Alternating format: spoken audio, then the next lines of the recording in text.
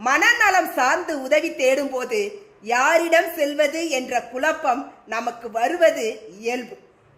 மனநல ஆலோசகர், கவுன்சிலர் அன்றாட வாழ்க்கையில் ஏற்படும் சவால்கள், மன அழுத்தம் மற்றும் உணர்ச்சி பூர்வமான சிக்கல்களை கையாள உதவுபவர்கள்.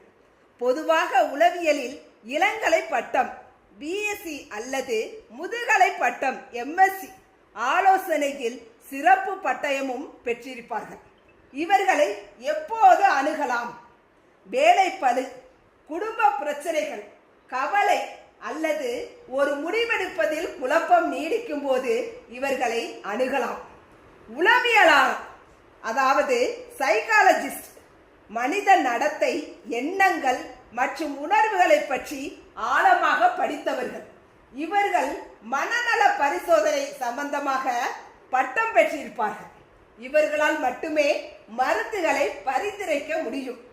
அடுத்ததாக மருத்துவ உளவியலாளர், கிளினிக்கல் சைக்காலஜிஸ்ட், மனச்சோர்வு அதாவது டிப்ரெஷன், பதற்றம் போன்ற தீவிரமான மனநல பாதிப்புகளை கண்டறிந்து சிகிச்சை அளிப்பவர்கள் இவர்கள்.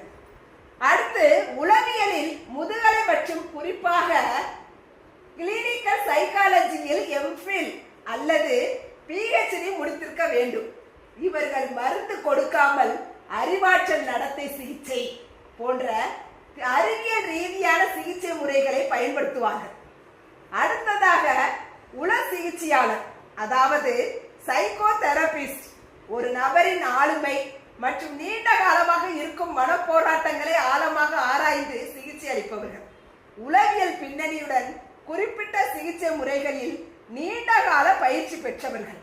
கடந்த கால அனுபவங்கள் ஒருவரின் தற்போதைய வாழ்க்கையை எப்படி பாதிக்கிறது என்பதை கண்டறிய உதவுபவர்கள். வாழ்க்கை சிக்கல்களுக்கு கவுன்சிலர், மனநோய்களை கண்டறிய சைக்காலஜிஸ்ட், மருந்து மற்றும் தீவிர சிகிச்சைகளுக்கு சைக்கோ தெரபிஸ்ட், தீவிர மனநல பாதிப்புகளுக்கு கிளினிக்கல் சைக்காலஜிஸ்ட். ஆக மனநலம் காப்போம், விழிப்புணர்வை ஏற்படுத்துவோம்.